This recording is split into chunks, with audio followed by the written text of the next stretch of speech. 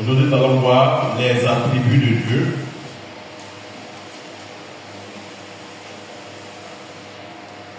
Si possible, on va toucher au caractère de Dieu. Alors, quand on parle d'attributs de Dieu, à quoi est-ce qu'on fait allusion? Dans les attributs de Dieu, il y a deux types d'attributs. Il y a ce qu'on appelle les attributs incommunicables et les attributs communicables.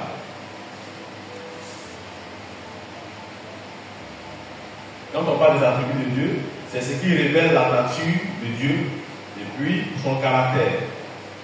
Donc on va voir ce qui révèle, ce qui met en exergue, ce qui montre qu'il est vraiment Dieu. Et ces attributs-là sont en deux catégories principales. On a dit quoi? Les attributs incommunicables et les attributs communicables. Incommunicable, ça veut dire quoi? Il ne peut pas donner ça à quelqu'un. Et quelqu'un ne peut pas avoir ça. Aucun autre esprit ne peut avoir ça. Aucune autre entité ne peut avoir ça. Alors que les attributs communicables, il peut donner à quelqu'un et souvent même il demande aux gens d'avoir ça. Et quelqu'un peut avoir ça. Donc on a, comme je l'ai dit, les attributs incommunicables qui sont propres à Dieu et ne peuvent pas être partagés avec les humains. Alors que les attributs communicables qui peuvent être, dans une certaine mesure, reflétés par les êtres humains. Ça veut dire quoi? Les êtres humains peuvent vivre, peuvent s'approprier ces attributs. Alors, quels sont les attributs incommunicables? Le premier attribut incommunicable, c'est que Dieu est éternel. Dieu est éternel. Ça, c'est du domaine de Dieu lui seul. Aucun homme ne peut dire qu'il est éternel. Pourquoi est-ce qu'on dit que Dieu est éternel? Parce que Dieu n'a ni commencement, ni fin. Vous comprenez? Ce qui le caractérise par rapport à cet attribut-là. Il n'a ni commencement, ni fin. Il existe en dehors du temps. Il existe et il est en dehors du temps. Et il demeure le même à travers toutes les générations. Est-ce que vous comprenez? C'est ça qui fait qu'il est éternel. Il demeure le même à travers toutes les générations, étant en dehors du temps. C'est-à-dire que le temps ne peut pas l'arrêter. Le temps ne peut pas avoir un impact sur lui. Il ne peut pas vieillir. Et il est dans toutes les générations le même, il ne change pas. C'est-à-dire que les générations, il y a 100 ans, pendant qu'il était Dieu, ce qu'il faisait, il peut le faire encore aujourd'hui. Il ne change pas. Il ne vieillit pas. Voici pourquoi on dit le temps n'a pas d'influence, n'a pas d'impact sur lui. Nous, on vieillit. On va dire des références rapidement. Psaume 90, verset 2. On prend ces références là. Psaume 90, verset 2. Ésaïe 40, verset 28. S'il y a dit quelque chose que vous ne comprenez pas, vous levez la main et puis vous posez la préoccupation. Psaume 90, verset 2. Ésaïe 40, verset 28. Et puis Apocalypse 1, verset 8. Apocalypse 1, verset 8. Est-ce que quelqu'un peut trouver ce texte-là pour le lire rapidement? C'est une bénédiction que de lire la parole de Dieu. Donc, en même temps qu'on étudie là, on ouvre vos Bibles. Le premier texte est Psaume 90, verset 2. Je parle de Ésaïe 40, verset 28. Psaume 90, verset 2. Avant que soient nées les montagnes et que tu aies créé la terre et l'univers de toute éternité, et pour l'éternité, toi tu es Dieu. On a dit quoi? Dieu est éternel. C'est le premier attribut que nous sommes en train de découvrir ici. De toute éternité, lui il est Dieu. Avant que les montagnes, il est Dieu. Le verset suivant, Ésaïe 40, verset 28.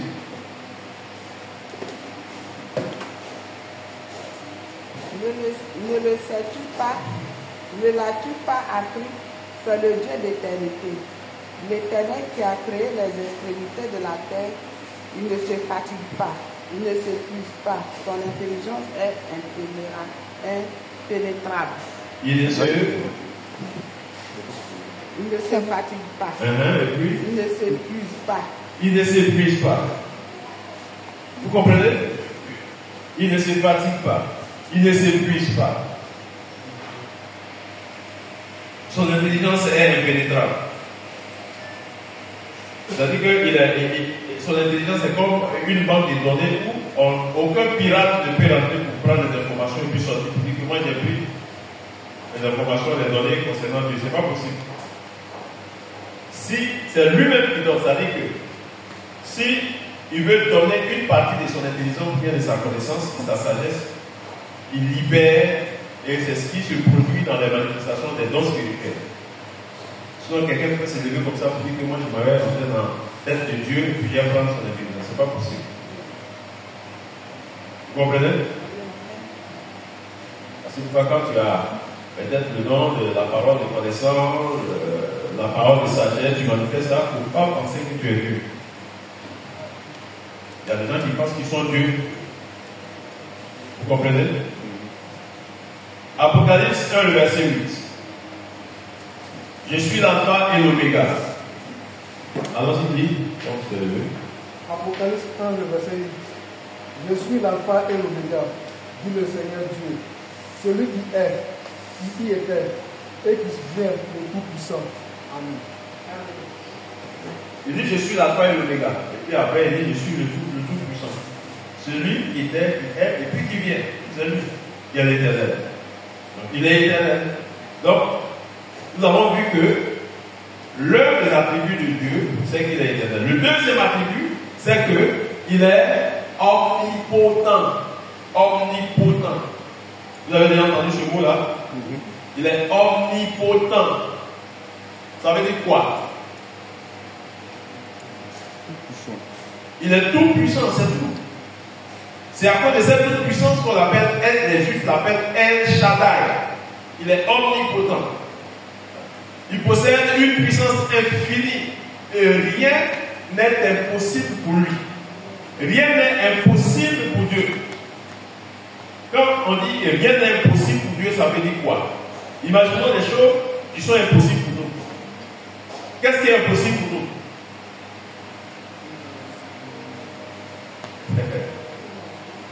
Tout ce qui est impossible pour nous, là, lui, il le fait. Alors, qu'est-ce qui est impossible pour nous, hommes, humains? Comment? Ressusciter un mort. D'accord. Donc, ramener un mort à la vie. Vous dites que la médecine ne peut pas faire ça. Quand quelqu'un est mort, on envoie la mort. Mais Dieu lui peut ramener un mort à la vie. Et quand il ramène un mort à la vie, souvent ils nous utilisent, on pense que c'est nous où on est fort. Hein? Vous voyez les pasteurs là, ils prient.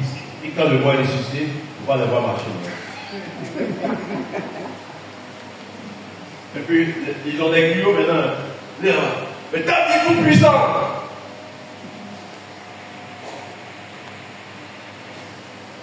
Aïe, aïe, aïe, aïe, aïe, aïe, t'as dit tout puissant, va, pousse encore! Petit truc. Dieu a permis parce qu'il t'a utilisé comme un instrument. Tu dois te prosterner et adorer le Seigneur, merci, parce que tu vas donner ce privilège. Même si on prie pour quelqu'un, par lui ou bien un mal de tête, mais on est gonflé. Mais c'est le Seigneur qui nous fait grâce et qui nous utilise. C'est tout. C'est lui qui fait ça. C'est pas l'homme qui fait ça. Ça, c'est un exemple parmi tant d'autres. Quelle autre chose nous, on ne peut pas faire que Dieu fait? Oui? Faites partout à la fois. On va voir ça. Ça, c'est un de ses attributs. On va voir ça. Ça aussi, c'est incommunicable. Mais si nous parlons de la toute-puissance, son omnipotence, il est omnipotent. On a dit quoi? Rien n'est impossible pour lui parce qu'il possède une puissance infinie. Est-ce que je peux être ici et puis casser ce pilier-là? Je suis ici et puis je casse le pilier. Est-ce que je peux faire ça? Mais lui peut faire ça. Est-ce que je peux être ici et puis ouvrir le centre ici, ouvrir voilà, le béton là. Ils font ça. Est-ce que je peux faire ça? Mais Dieu ne peut faire ça. Est-ce qu'en période de sécheresse, quelqu'un peut faire tomber la pluie? Mais c'est lui, en tant que créateur, on va dire qu'il ne respecte pas le loi de la nature, mais lui, c'est lui qui est le créateur. Il n'a pas le temps d'avoir à quelqu'un. Hein? Même en période de pluie, il peut envoyer soleil. Vous avez déjà vu ça, souvent ça se produit. Hein? Il fait nuit et puis le jour apparaît en même temps. C'est lui qui fait tout ça. C'est pas normal, c'est pas les scientifiques. Ok. On prend Jérémie 32, verset 17. Psaume 147, verset 5. Et puis Luc 1, verset 37. Jérémie 32, 17. Psaume 147, verset 5. Et puis Luc 1, verset 37. On va lire Luc 1 parmi ces trois références-là. Les autres là, vous pouvez les lire en méditation à la maison. Luc 1, 37.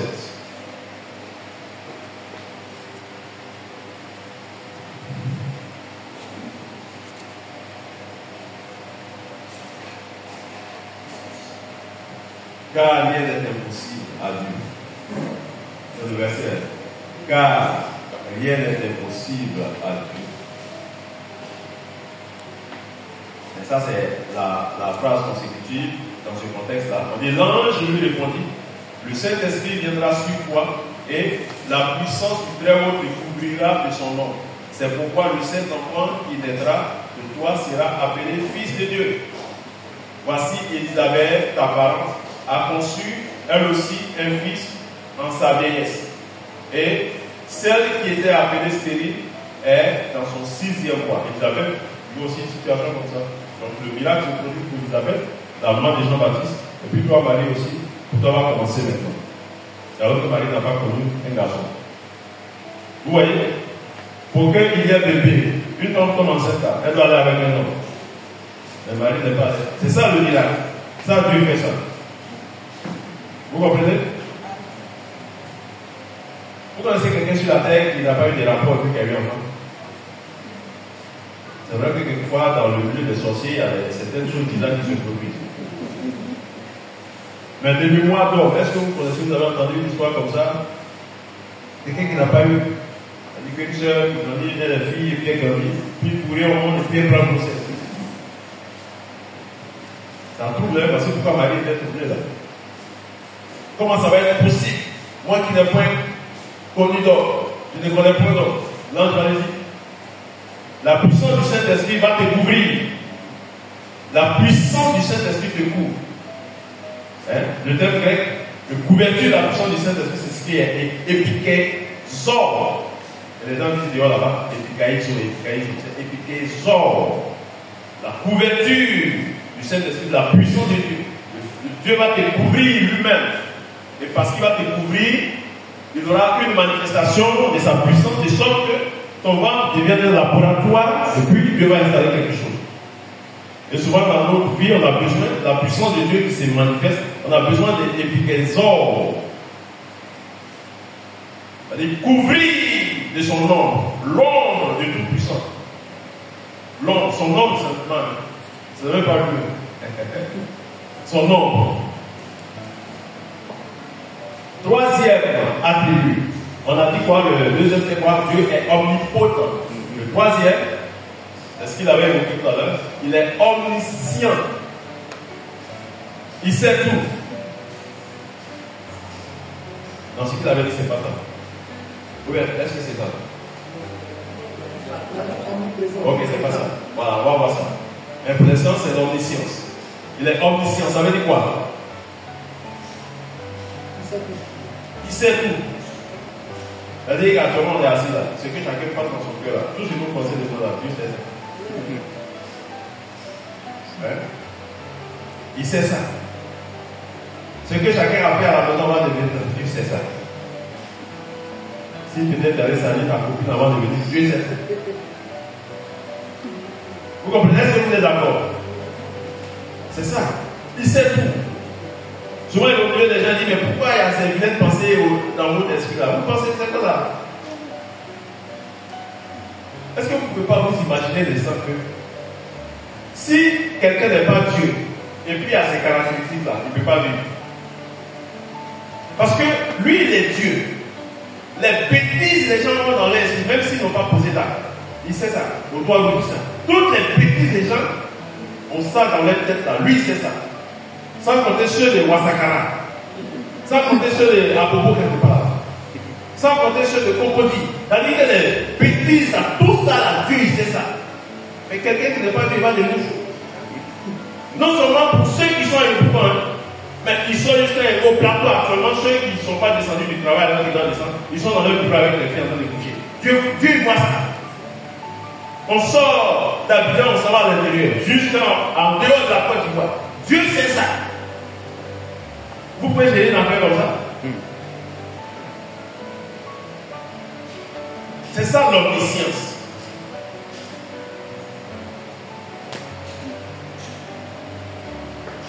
Dieu connaît tout, il connaît le passé, il connaît le présent, il connaît le futur. C'est ça l'omniscience. Il connaît le passé, il connaît le présent, il connaît le futur. En même temps qu'il connaît le passé, il connaît le présent. Et en même temps, il connaît le futur. Rien ne peut échapper à Dieu. C'est-à-dire, pendant qu'il sait ce qui s'est passé, il sait ce qui se passe, il sait ce qui s'est passé là. Il ne fait pas comme un homme plus fort. Ce qui est passé avant, on va boucler le chapitre pour que je puisse penser à ce qui est présent. Non. En même temps qu'il sait dans le passé, il sait ce qui est présent. Il sait ce qui est dans le futur. Voici pourquoi il sait les pensées des hommes. 1 Jean 3, le verset 1. 1 Jean 3, le verset 1. Et puis Psaume 139, verset 1 à 4. Psaume 139, verset 1 à 4. Hébreux 4, le verset 13. Je vous donne la référence. Compte tenu du temps, on va un peu vite. Je reprends 1 Jean 3, verset 20. Psaume 139, le verset 1 à 4. Et puis Hébreux 4, le verset 13. Maintenant, on est au troisième attribut. Ça, c'est des attributs quoi? Incommunicables. Ça veut dire qu'un être humain, aucune entité ne peut avoir ça. Aucun être humain ne peut être éternel. Aucun être humain ne peut être omnipotent. Aucun être humain ne peut être omniscient. Quatrièmement, Dieu est omniprésent. Donc l'omniprésence est du domaine divin. Il est omniscient, ça veut dire quoi? Et omniprésent. Ça veut dire quoi? Il est partout en même temps. Ça, c'est qui a? Lui, il est partout en même temps. En même temps qu'il est ici, il est dehors là-bas. Les endroits où on ne pense même pas qu'il puisse, il est là-bas. Il est vrai que sa présence, on évoque qu'on doit faire cuite. On demande au Saint-Esprit de se manifester pour qu'on sente sa présence. Mais ça ne veut pas dire que quand on lui demande de se manifester par rapport à son esprit qui doit agir, il n'est pas dans une chambre d'hôtel où les gens font des bêtises. Il est là-bas. Il est même dans un endroit où les gens acceptent la sorte de faire des sacrifices humains. Il est là, il regarde.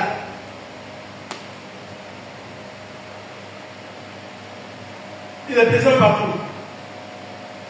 Ce qui fait qu'il est présent partout, parce que toute la terre d'abord, pas de la terre, toute la terre lui appartient. Lui, le sceau dit quoi? À l'éternel, la terre, tout ce qu'elle en fait. Donc le propriétaire doit être partout où il veut. C'est pour lui, donc il peut être partout, quand il veut, où il veut. Pendant qu'il est ici, il est aux États-Unis. Est-ce qu'il y a un être humain qui peut faire ça? Est-ce qu'il y a un autre Dieu qui peut faire ça? Un démon qui peut faire ça? C'est vrai que nous on a chassé les démons japonais. Beaucoup de l'histoire des démons, on a chassé un démon japonais. Il venait du Japon. Mais il a quitté le Japon pour venir ici, en renfort. J'ai parlé anglais avec lui et puis je l'ai chassé. Mais Mais il vient du Japon. Certains peuvent venir des États-Unis, de la Russie, ainsi de suite. Mais quand il quitte là-bas, il vient ici, il n'est plus au Japon. Donc s'il doit avoir des informations sur ce qui se passe en Côte d'Ivoire, il faut qu'un démon d'ici aille lui faire le compte rendu. Voici comment le diable fonctionne. Le diable n'est pas omniprésent. Il ne peut pas tout savoir avec toi. La raison pour laquelle ses agents lui donnent des informations et puis décident de la stratégie à mettre en place. Mais Dieu n'a pas besoin d'être informé. Dieu n'a pas besoin d'être informé. Il sait tout ce qu'on fait dans nos foyers, à nos conjoints. Seulement si ça nous fait mal, on n'a qu'à lui signifier ça pour qu'il prenne acte, va intervenir. Parce que pourquoi quand une femme en train de souffrir dans son foyer, son mari est en train de la maltraiter, en tant qu'autorité, ton mari est ton chef. Tu vois qui? Tu vois le patron de ton mari. Ça veut dire que l'homme est le chef de la femme. Est-ce qu'il y a des femmes qui sont d'accord avec ça? Parce que maintenant il y a l'évolution, il y a des lois qui sont en train de sortir un peu partout. Est-ce que vous êtes d'accord dans votre cœur et vous acceptez que l'homme soit votre chef? Vous êtes délivrés. Que le Seigneur soit béni. Que Dieu vous bénisse abondamment. Aujourd'hui, il y a des gens qui n'acceptent pas ça. Non. Oui, ça c'est pas avant l'homme était chef. Maintenant, là. Les hommes ont été chefs pendant longtemps. Il faut que, voilà, ils ont été chefs pendant 2 mandats, 3 mandats, 10 mandats. Cette année-là, c'est pour nous. Nous, on doit être chefs aussi. Et c'est dans cette réflexion aujourd'hui, on met livret de mariage aux deux. On dit que vous êtes chef. Pourquoi? Mais Dieu veut que quand une femme est en train de souffrir, sa femme lui soumette. C'est-à-dire que tu parles de ton mari à son chef. Tu parles de ton chef à Dieu. Quand Dieu prend le dossier, Dieu même il va sanctionner ton mari. Est-ce que vous comprenez la procédure? Fais cela, ça marche à coup sûr. Ça marche. Quand un homme est en train de vous faire souffrir, là, si vous pensez qu'il vous fait souffrir vraiment, parce que ne mentez pas sur l'homme, Dieu lui sait ce qui est la vérité, ce qui est mensonge. Voilà. Non, parce qu'il a dit ça que on va raconter n'importe quoi sur son mari pour dire que Dieu va le châtier. Non. Et si ton mari est en train de te faire souffrir, tu pleures. Dieu voit tes pleurs. Dieu va tirer les oreilles de ton mari. Il a plusieurs façons de tirer les oreilles d'un homme. Il y a certains qui perdent leur boulot. Vous comprenez? Il y a certains qui tombent malades. Jusqu'à ce qu'ils se répandent pour revenir et puis ils sont restaurés. Parce que la femme elle pleure réellement. Mais si tu fais ça et puis toi tu te mesures à lui, tu attaches ton caillou et puis tu te lèves, voilà, lui donner une tête. Voilà, comme toi tu peux prendre soin de toi, allez-y, fais.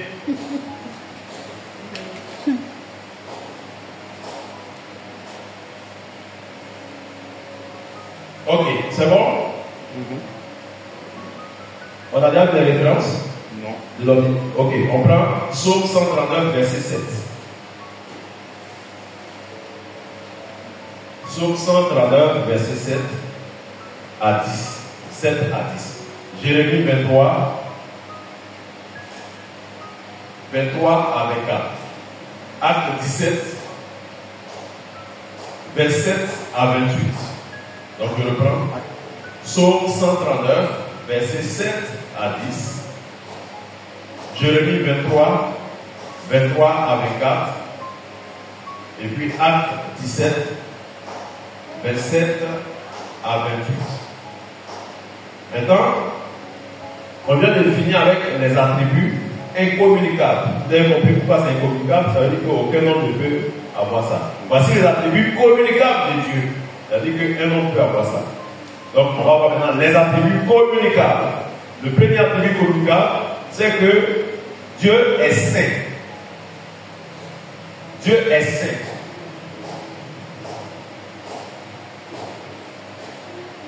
La sainteté de Dieu signifie quoi? Signifie qu'il est parfaitement pur. Dieu, il est parfaitement pur. Ce n'est pas une pureté d'homme. Il est parfaitement pur, séparé du péché. Hein? Il est pur parfaitement. Et puis il est séparé du péché et entièrement consacré à sa propre gloire. À sa propre gloire. C'est ça la sainteté de Dieu. Donc Dieu est saint.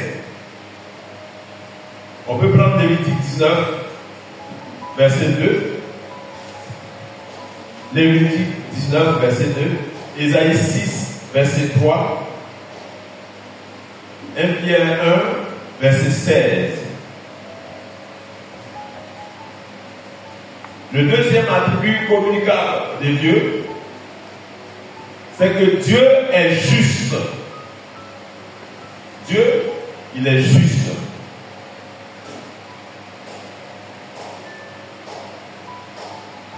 Il est juste, ça veut dire quoi? Ça veut dire qu'il agit toujours avec droiture. Quand il pose un acte, c'est dans la droiture. Il agit toujours avec droiture et il exerce un jugement équitable. Son jugement est sans appel, c'est pur. Comme référence, on a le Psaume 89, verset 15, Deutéronome 32, verset 4, Romains 6, Romains 3, verset 26.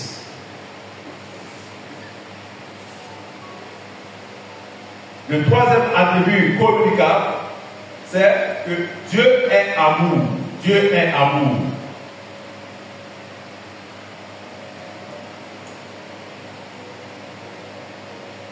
Donc l'amour de Dieu, c'est quoi? L'amour de Dieu, c'est l'expression de sa bonté et de sa bienveillance. L'expression de sa bonté et de sa bienveillance envers ses créatures. Ce n'est pas envers nous, mais envers ses créatures. Quand on dit que Dieu est bon, Dieu est amour. Dieu est amour. Ça veut dire que son amour, c'est l'expression de sa bonté et de sa bienveillance envers sa créature. On voit cela en 1 Jean, le chapitre 4, le verset 8. 1 Jean 4, le verset 8. Jean 3, le verset 16. Et Romains 5, le verset 8.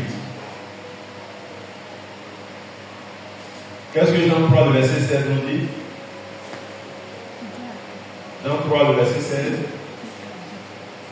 Car Dieu a aimé le monde, il a donné son Fils unique, afin que nous soyons les cieux, mais pour la vie de Amen. Ok. Car Dieu a tant aimé le monde. Dieu a tellement aimé le monde. Son amour s'est manifesté. Autre attribut, quatrième attribut communicable, Dieu est fidèle.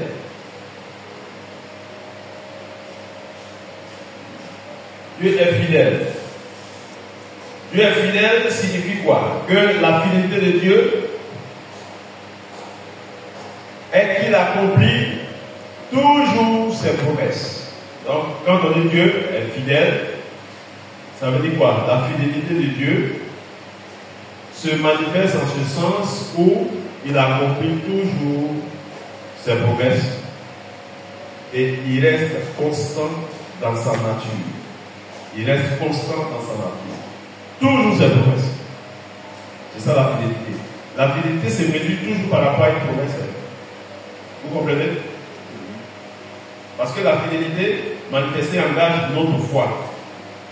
Le mot fidélité sort de la foi. Surtout quand vous le dites en anglais, vous comprenez mieux. La fidélité en anglais, c'est quoi? Faithful. La foi, c'est faith.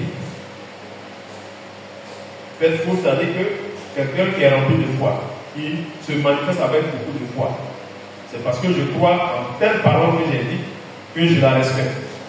Donc la fidélité est en rapport à une promesse.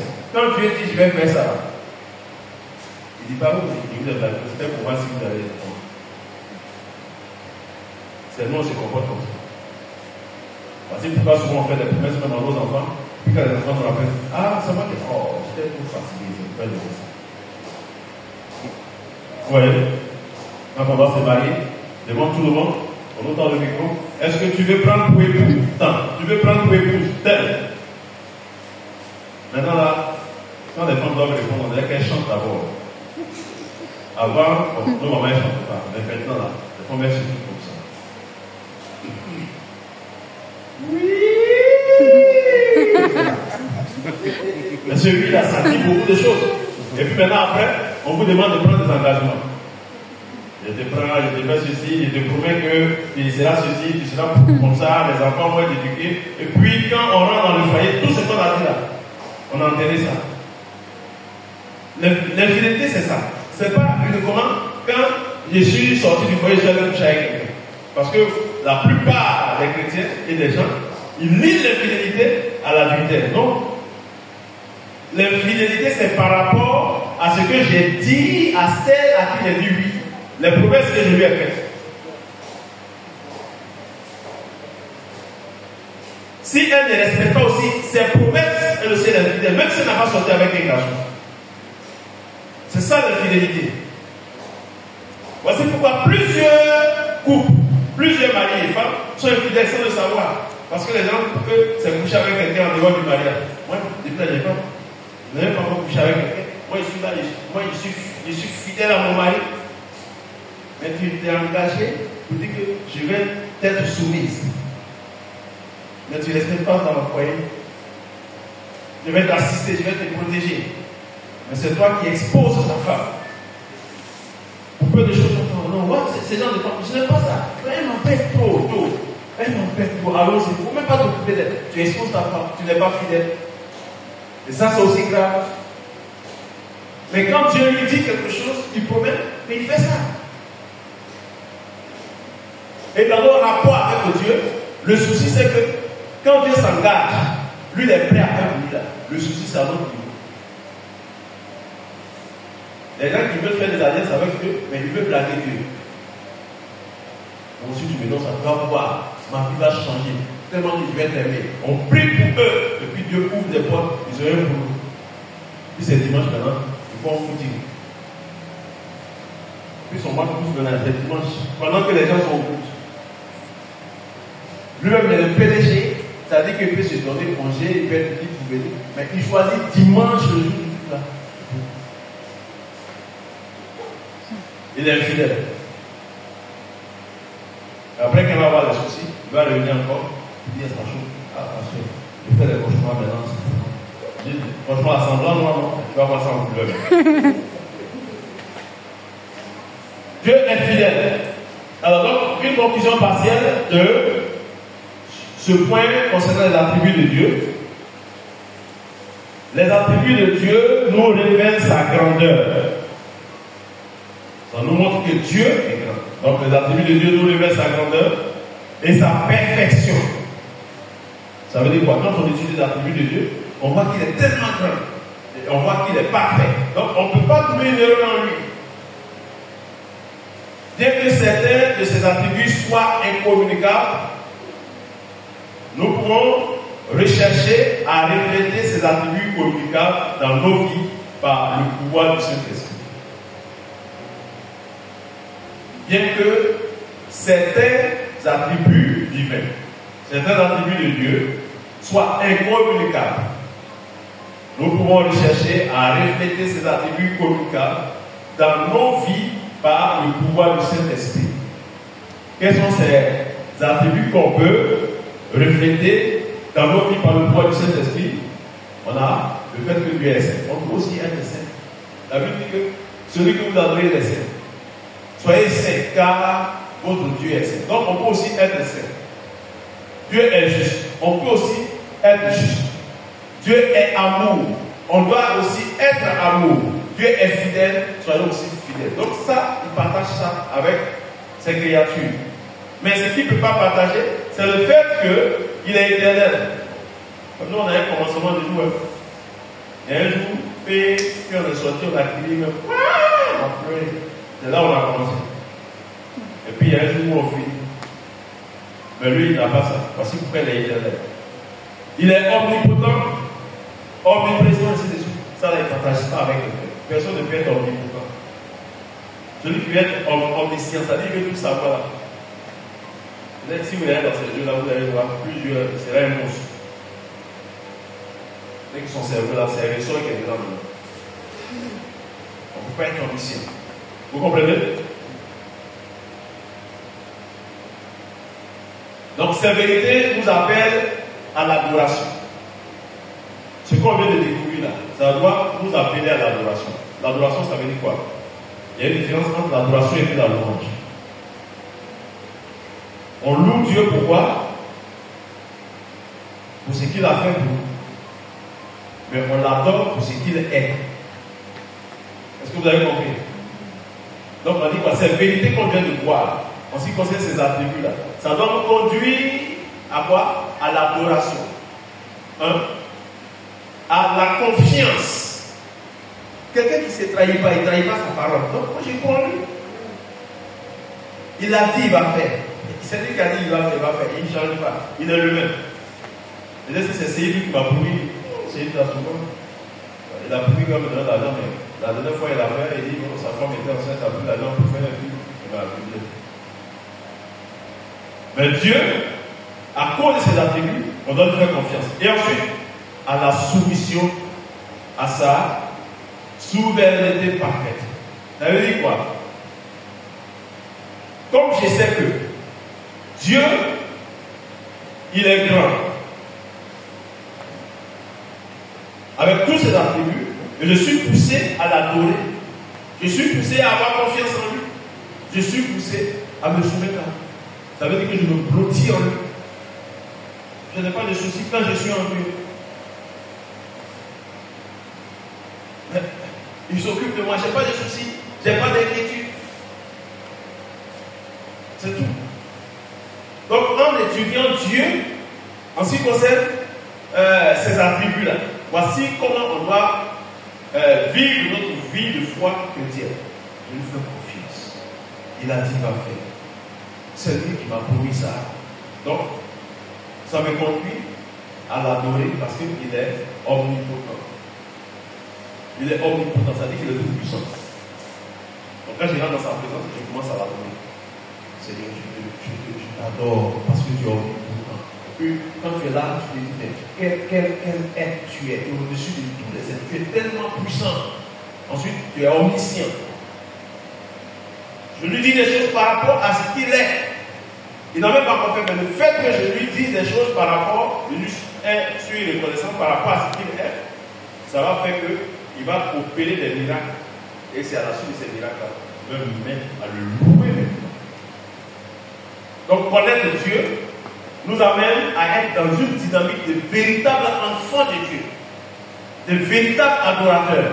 Voici pourquoi depuis le début, on a dit, il faut connaître qui tu adores, le Dieu que tu sais. Quel est le Dieu que tu sais? Est-ce que tu le connais?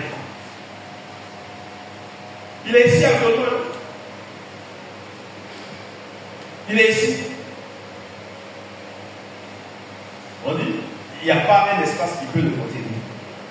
Mais il est là. Pendant qu'il est ici, là, il est aussi dehors là. Il est partout. Et c'est ce Dieu formidable, extraordinaire, mystérieux que nous avons. Donc on lui fait confiance. C'est lui qui ordonne à tous les êtres, tout ce qui est dans la nature, toutes les entités, il les commande. On dit que lui, il est le patron de tous les esprits. Donc tous ceux qui font sorcellerie là, il est en même temps le patron. Il les commande. Lui, il voit les sorciers ne peuvent pas le voir. C'est-à-dire que tous les mouvements des sorciers là, Dieu lui voit ça. Tu vois, quand il veut venir vers nous là, Dieu met peut-être des doigts ou bien ses cheveux là. Voilà. Les cheveux là, il met peut-être une corde de ses cheveux, il met ça et puis le sorcier là tombe. Lui, c'est même pas ce qu'il a fait tomber parce que Dieu l'a vu. Il les voit tous. C'est une assurance. Ça veut dire que si tu es en lui là, tu dors paisiblement, tu n'es pas troublé. Mais quand tu n'es pas en lui, tu fais des cauchemars. Tu dors juste.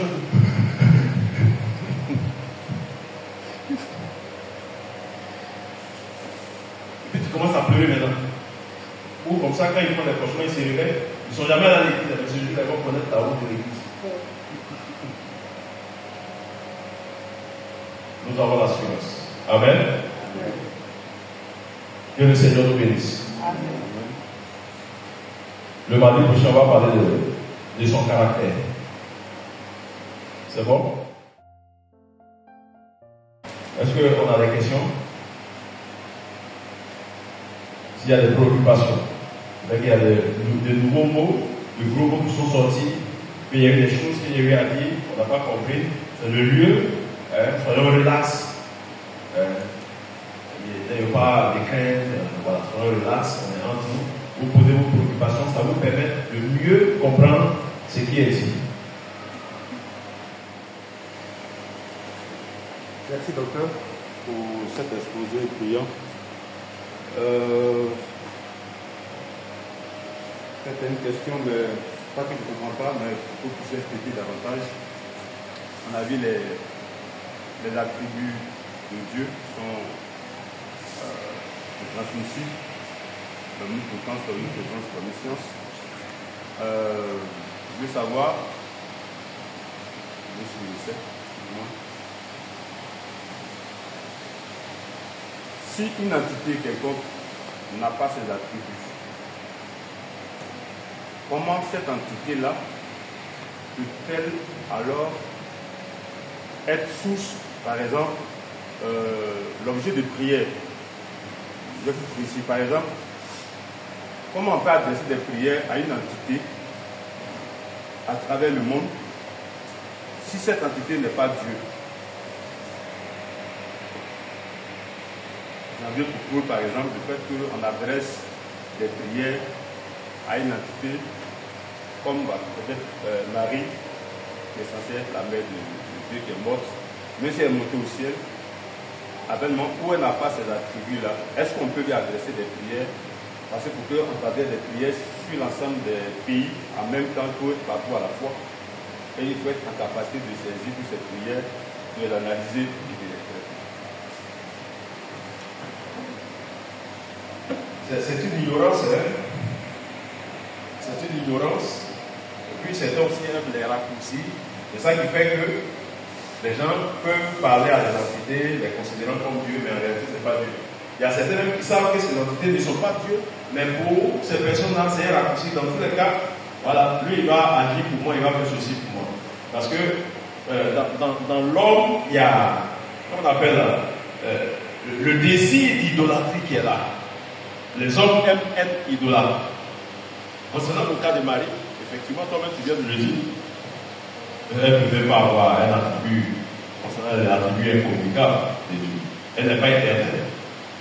Elle n'est pas éternelle. Elle n'est pas partout à la fois. Ce n'est pas possible que Marie soit partout à la fois. Même si on représente cette entité-là à travers les statues improbables. Mais en réalité et en vérité, celle à qui on prétend parler ou adresser des prières comme Marie, ce n'est pas en réalité Marie.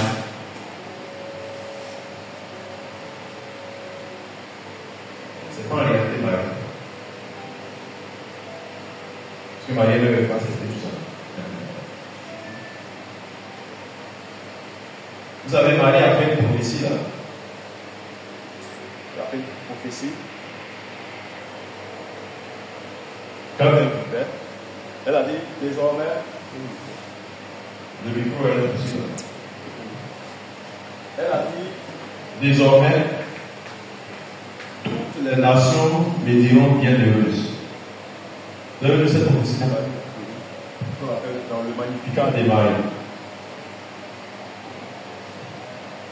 Désormais, toutes les nations me diront bienheureuses. C'est ce qui se passe actuellement, c'est une prophétie. Ça veut dire que les nations qui seront dans l'ignorance vont commencer à dire ces choses-là de Marie. Vous ne savez pas que Marie même écouté ça? Parce que pourquoi après la prophétie de Marie, quand Jésus a exercé son ministère, il y a une femme dans la foule. Elle a commencé à lever la voix en voyant les miracles que Jésus faisait. Et puis elle a dit, heureux les saints qui t'ont porté. Jésus a dit non. Heureux les saints qui t'ont porté, ça veut dire quoi? Dans l'esprit, dans l'entendement des gens, ta maman elle est heureuse, elle est bénie. Il faut que, voilà, tu fais ceci. Jésus a dit non, heureux pour ceux qui écoutent la parole et qui la mettent en pratique. Donc, affaire de maman là, arrêtez-vous. Arrêtez-vous. Parce que vous êtes en train de défier, vous êtes en train de devenir grave. Moi, je suis là, vous avez déjà établi des choses. Si je me prononce, on va dire que un jour, telle personne a dit, Jésus même n'a rien. Mais Jésus a dit, attention. Donc, pas heureux, les saints, ils vont prendre.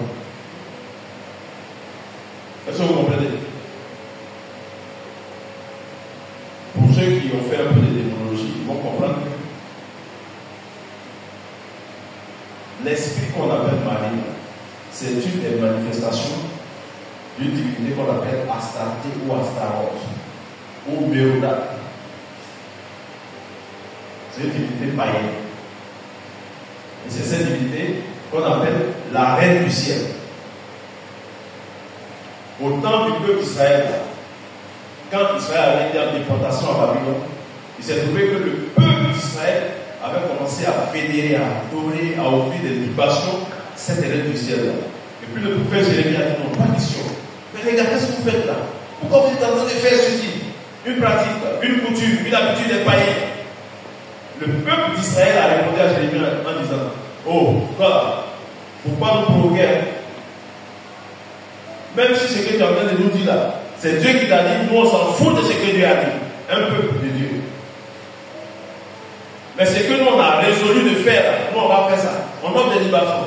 Et puis après, quand on fait ça, est-ce que nous on n'a pas mangé? C'est avec même le consentement de nos maris qu'on fait ça. Ça s'est passé en Israël par rapport à la reine du ciel. C'est un esprit, c'est une entité. Et tous ceux qui parlent de Marie, la plupart des peuples, ils associent Marie à la mère de Dieu. C'est ça la mère de Dieu. Comment Marie veut que Marie soit la mère de Dieu? Donc parce qu'elle a porté Jésus dans le monde. Ce n'est pas dans ce sens-là. C'est la reine du ciel. C'est un esprit. Alors que, en dehors de Dieu, comme on l'a vu au début, il n'y a pas de Dieu. Et ce que tu m'entends de moi aujourd'hui, des attributs incommunicables, éternels. Marie a eu un début, de jour, un commencement de jour, elle est née. Des femmes, comment elle peut être éternelle? Donc elle ne peut pas être au même niveau que Dieu. Aucun autre esprit, aucun autre démon ne peut le faire. Aucune autre entité, que ce soit Zeus, que ce soit les entités qui sont dans nos villages, c'est pas possible. Dieu il est Dieu. C'est bon? D'accord. Dernière question, s'il n'y a pas de questions, on va appuyer sur le frein.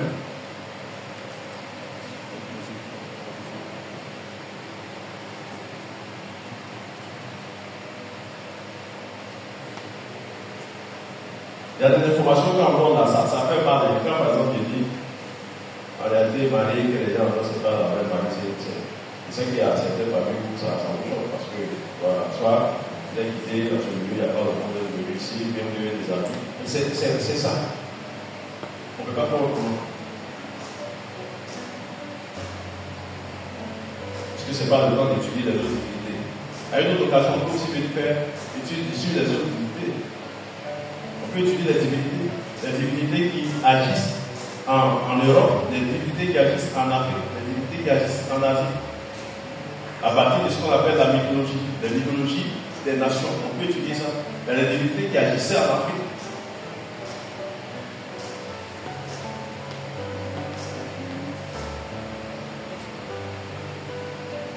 C'est bon? Ok, bon, on a fini.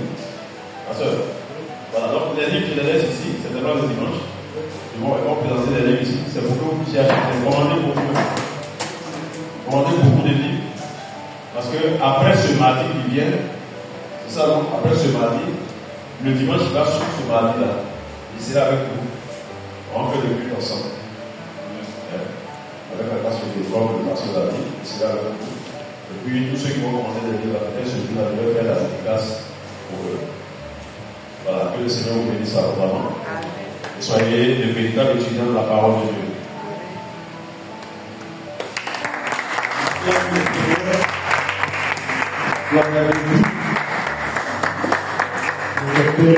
Soyez de véritables étudiants de la parole de Dieu. Alléluia. Alors, vous avez